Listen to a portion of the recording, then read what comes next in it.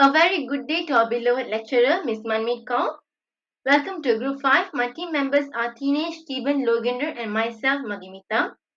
We would like to discuss a topic about LG from South Korea to open a new operation in Indonesia. These are the topics we will be covering later. I will begin my presentation. The differences between Indonesia and South Korea in terms of employment law. The first one is minimum wage. Minimum wage in Indonesia is 92,141 rupiah per hour, whereas in Korean won it will be 7,645.84. Whereas the statistic that shows in South Korea, the minimum wage is 8,720 per hour. When it is converted into Indonesian rupiah, it will be 104,999.95.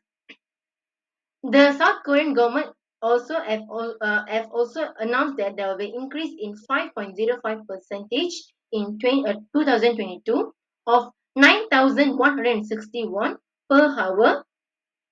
In Indonesian rupiah, it will be 110,298.11.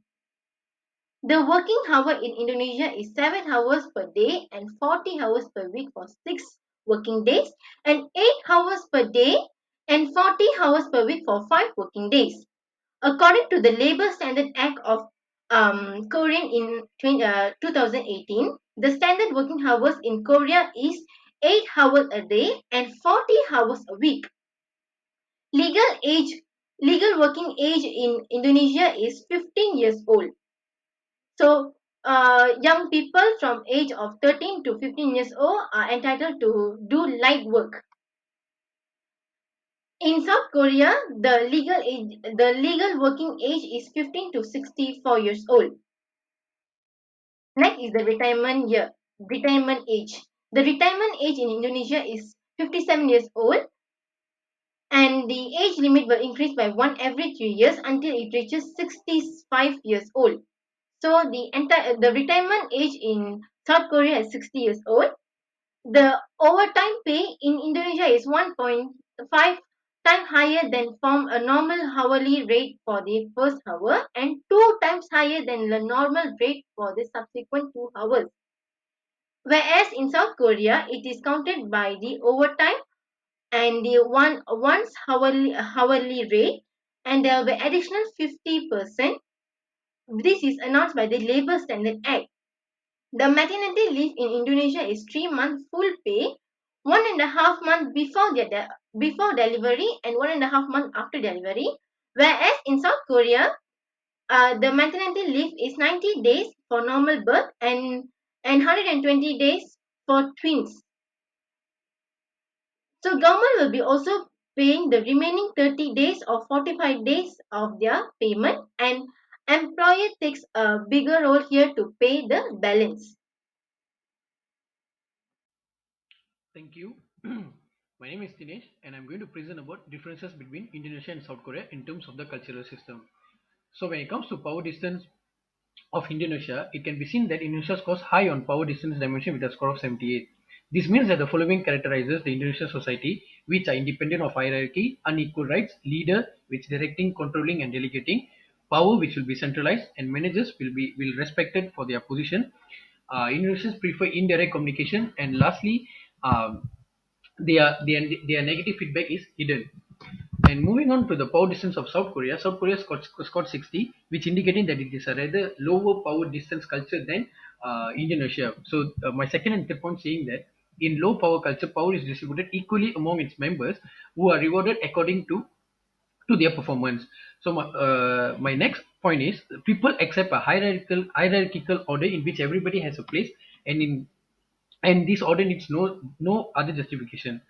And lastly, hierarchy in an organization is seen as subordinates expect to be told what to do, and ideal boss is benevolent autocrat. So moving on to uncertainty avoidance of Indonesia. Indonesia has a poor level of uncertainty avoidance score of 48. So Indonesians do not express their emotions or anger externally.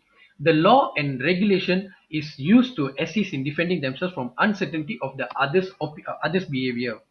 So moving on to the next point, direct communication as a method of conflict resolution is often seen to be a threatening situation and one that the Indonesia is uncomfortable in. Lastly, perhaps one very key phrase in Indonesia that describes how this works is asal bapa senang, or keep the boss happy. This means that employee will be rewarded who have no economic or status uncertainty, as that employee will keep being a valuable member of the company. So moving to the uncertainty avoidance of South Korea. South Korea with a score of 85 is one of the world's most uncertainty avoiding countries. There is an emotional demand for rules in these cultures. South Korean decision making process based on opinion of others like word of mouth, reviews, recommendations and ratings. Moving on to the next point, South Koreans tend to resist new technology. This is because everything in South Korea must be done quickly and certainly from manufacturing to after sales service. Also, they prefer online shopping rather than going to the physical shop because it will be done quickly with advanced technologies. Moving to long-term orientation of Indonesia, Indonesia's score of 62 shows that the country have a pragmatic culture. My second and third point saying that Indonesians can quickly adapt their traditions to changing circumstances. Pragmatic societies have a strong intention to save and invest and are persistent if they have a plan. Okay, moving on to the next point. Indonesia's long-term oriented culture has the characteristics of having perseverance, importantly prioritizing efforts to build market share rather than pursuing short-term profits, respecting tradition and maintaining the honor of others in business. Moving to long-term orientation of South Korea, South Korea ranks as one of the most pragmatic societies in the world with the score of 100. People in South Korea live their lives guided by virtues and practical good examples. This is why they don't believe in God. My third point saying that South Koreans will continually be looking to the future. For example, in corporate South Korea, they prefer high own capital rate, priority to steady growth of market share rather than to focus on a quarterly profit. Also, my next point saying that South Koreans aim to share knowledge, which focuses on long-term planning. Lastly, South Koreans ensure current and future generations long-term growth. South Koreans focus on sustainable growth for long-term rather than just looking for profits. Thank you. Thank you. And hi, Miss Manvi. Myself is Tebanraj, and right now I'll be presenting the similarities in recruitment for Indonesia and South Korea. So, one of the main key points for Indonesia and South Korea is online recruitment. In terms of Indonesia, national employment site that can post advertisements, and on the other hand, South Korea uses media broadcasting. Another point that shares Indonesia and South Korea will be by visiting the corporate websites. In Indonesia and South Korea, almost most of the corporate world they're having their own corporate websites. So this helps the fresh graduates or the job seekers to look after their corporate websites or the information regarding about their recruitment process.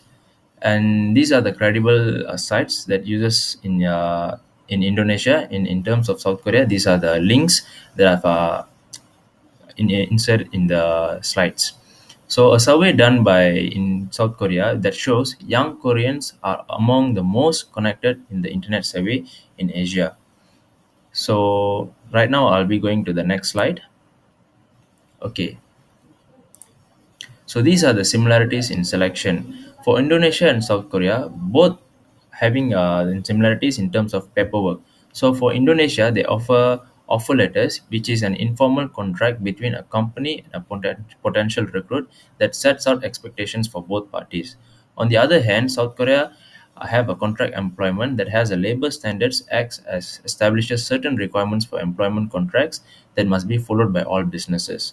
So under the offer letter in Indonesia, there are position, title, division, direct supervisor, job description, performance metrics, and etc. And in terms of the South Korea, for the contract employment, HR should be developing the formal employment contract in the language of the employee's choice. So that's all for my part. Right now, I'll be passing to the next presenter. Thank you. My name is Loogendiran. I am going to present about differences in recruitment in terms of Indonesia and South Korea.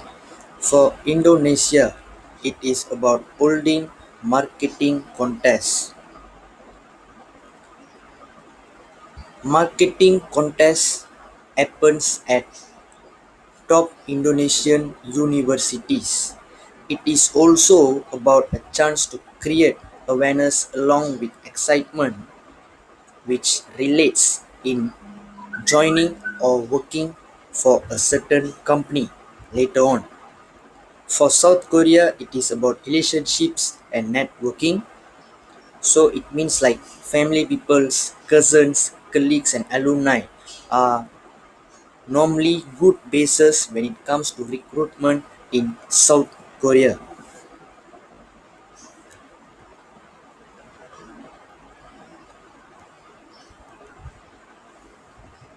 Now I'm going to talk about differences in selection in terms of Indonesia and South Korea. For Indonesia, it is about merit system. Importantly, they will be given significance to technical credentials using procedures that check work competence and also application processes transparently. There will be examinations which relates on checking work experience recommendations with written assessments too. And this offer fairness to contending candidates for selection when they when they want to work in a certain job for an organization. For South Korea, it is about ethnocentric.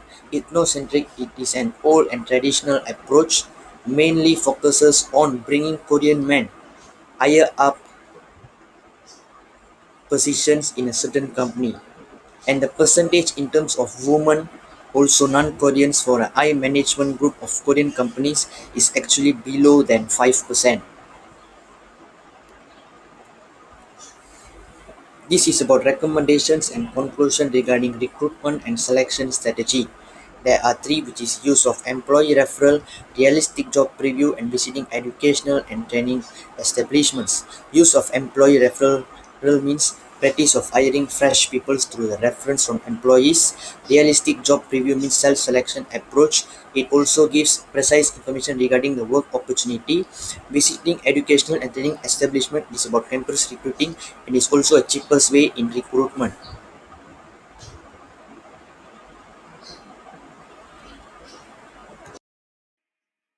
Thank you. Now I'll be presenting about the recommendation for employee training methods. The first method is hands-on training, where employee can correct their mistakes, use new equipment, and also they can know about their safety issues. Second method is communicating and coordinating. Employee will be able to evaluate employees according to the skills. Therefore, employer can also address the skills needed at the workplace.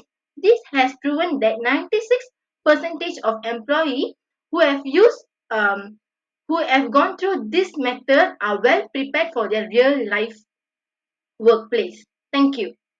Okay, thank you. And right now, I'll be presenting the recommendations and the conclusions for the performance appraisal methods. So, the performance appraisal methods we choose, which is the 360-degree feedback. This is to improve the accuracy and the fairness.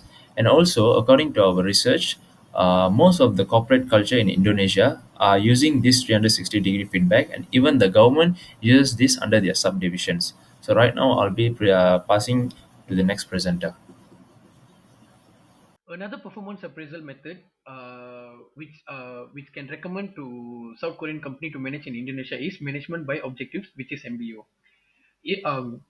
So MBA actually works in Indonesia culture because directing rather than delegate is the most preferred style by the Indonesian managers. Also, they can drive better management effectively in an integrated and coordinated function between departments within an organization through MBO. And continuously, even though South Koreans have higher uncertainty avoidance, still must respect Indonesian's culture with low uncertainty avoidance. Also, recently, Indonesia is now in transition to minimize gender differences in workplaces. It is shown that women's participation is more than men's participation in the organization. So, these will be the goals of the South Korean management to achieve through MBO when organizing a company in Indonesia.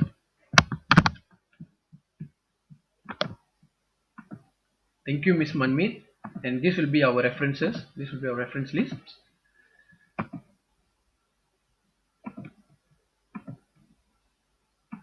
That's all from Miss Miss. Thank you.